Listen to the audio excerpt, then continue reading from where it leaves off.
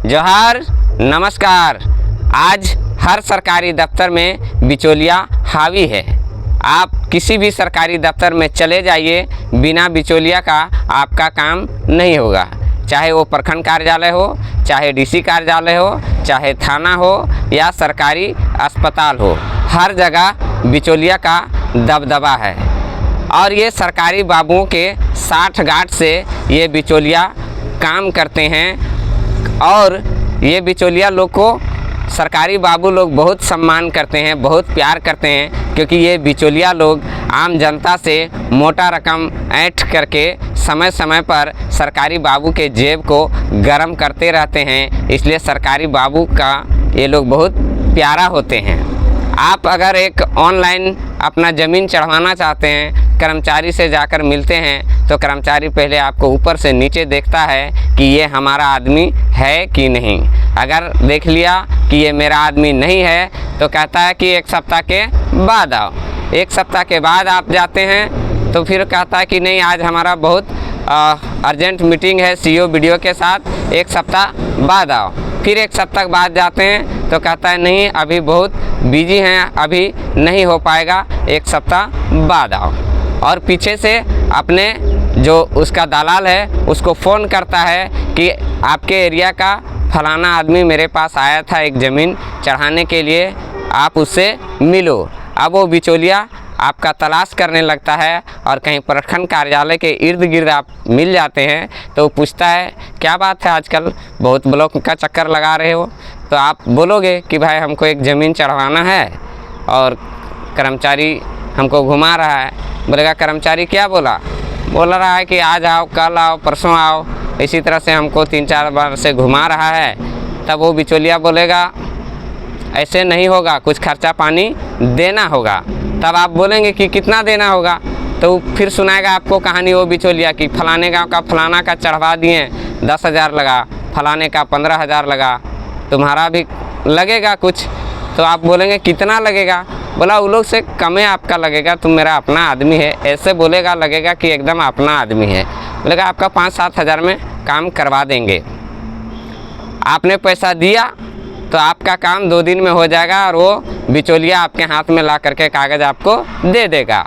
लेकिन आपने अगर अपने से काम करने का कोशिश किया तो वो सरकारी बाबू इतना अपने दफ्तर का चक्कर लगवाएंगे, इतना लगवाएंगे कि आप मजबूर हो जाएंगे और अंत में वो बिचौलिया के शिकंजे में आप फंस जाएंगे। तो इसी तरह थाना में भी आप जाइए तो थानेदार आपका कहा नहीं सुनता है। आप जैसे ही जाएंगे तो वैसे मिलना चाहेंगे बड़ा बाबू से तो उसके चमचे लोग आपसे मिलने नहीं देगा। अगर आपने गलती से उसके चैम्बर में भी चला गया तो बड़ा बाबू का तो तेवर जानते हो, बोलेगा कौन है, क्या है, कहाँ से आया है। तो तुम बोलोगे नहीं सर, हम आपसे मेरा काम है, एक छोटा सा साइन ही करवाना है मान लीजिए। तो आप बोलेंगे कि आपका साइन हमको चाहिए, काम है। बोलेगा अब आज नहीं होगा, कल आना। आप कल जाएंगे तो फिर बड़ा बाबू बोलेगा फिर आ गया तुम हैं, तेरा बाप का नौकर हैं हम, जब हम तुम्हारा काम करेंगे, आज हम बहुत बिजी हैं, कल आना।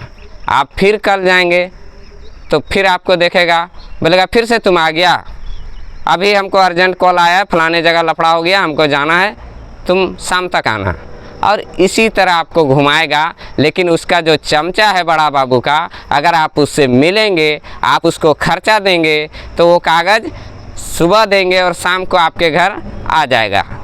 ये काम हो रहा है हर सरकारी दफ्तर में और हर सरकारी दफ्तर में बिचौलिया हावी है। आजकल तो बैंकों में भी बिचौलिया हावी है। अगर आपको 50,000 रुपया चाहिए, आप फॉर्म भर के जैसे काउंटर में जाएंगे मैनेजर के पास, तो मैनेजर देखेगा आपको और कहेगा नहीं, आज पैसा बैंक में नहीं है, कल आइए।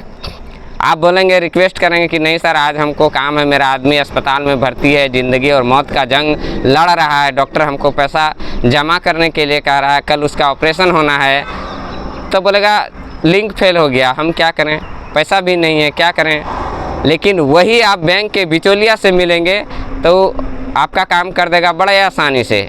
आपको पूछेगा क्या काम है, तुम बोलोगे कि नहीं हमको बड़ा अर्जेंट काम है, अस्पताल में मेरा आदमी ज़िंदगी और मौत से लड़ रहा है और यहाँ बैंक के मैनेजर बोल रहे हैं पैसा नहीं है, कभी बोलते हैं लिंक फेल है। तो वो आदमी बोलेगा हम आपका काम कर देंगे लेकिन 500 रुपया लगेगा। आप जैसे 500 रुपया दे दोगे आपका घर पे सब पहुंचा देगा उसका बिचौलिया। तो ये हाल है। लेकिन ऐसा क्यों होता है? ऐसा इसलिए होता है, इसीलिए जयराम महतो कहते हैं कि अपनी लड़ाई आपको खुद लड़नी होगी। अगर आप लड़ने के लिए तैयार नहीं रहोगे तो बिचौलिया इसी तरह से आपका गर्दन दबा करके आपसे मोटी रकम लेता रहेगा और सरकारी बाबू के मनोबल को बढ़ाता रहेगा। इसीलिए कहते हैं कि आप थोड़ा सा सवाल जवाब करें, थोड़ा सा सत्य को परेशान किया जा सकता है लेकिन हराया नहीं जा सकता है। आप सवाल जवाब करें। अगर बैंक मैनेजर आपके साथ ऐसा करता है तो आप उसको बोलिए कि पैसा लेते समय कहते हैं कि हम 24 घंटा आपके सेवा में हाजिर हैं, यहाँ बैंक में भी लिखा हुआ है, आज मेरा आदमी ज़िंदगी और मौत से जूझ रहा है और आप कह रहे हैं कि नहीं देंगे। आप तुरंत उससे जो सीनियर ऑफिसर है वहाँ पे उसका कंप्लेन करें, आपका काम श्योर होगा। लेकिन ऐसा आम पब्लिक नहीं करती है, हम सब नहीं करते हैं। यही कारण है कि अधिकारियों का मन बढ़ते चला जाता है, क्योंकि कोई ना कोई आपको एक ईमानदार आदमी मिल जाएगा और आपका काम हो जाएगा, भले थोड़े से परेशानी होगी। इसीलिए जयराम महतो हमेशा कहता है कि किसी भी अधिकारी से आप नज़र से नज़र मिलाकर बात करें, उससे टेबल टॉक करें और समस्या की आने पर आप पीछे कदम ना रख करके आगे कदम रखें। क्योंकि जयराम महतो आज इतना जल्दी विधायक बन गया है तो इतना आसान नहीं है। आप उसके इतिहास को पढ़िए, आपने सामने से देखा है कि जैसे हुई वो घर से बाहर निकला, सबसे पहले तो उसके पॉकेट में पैसा नहीं था, उसके बावजूद भी जयराम महतो किसी से कर्जा लेकर के पहुंचा था भाषा आंदोलन में। जहां जहां भी उसने सभा किया उस पर केस हुआ और लगातार केस हुआ और जयराम महतो कहीं रुके नहीं। वीडियो अच्छा लगे तो लाइक करें, कमेंट करें, शेयर करें।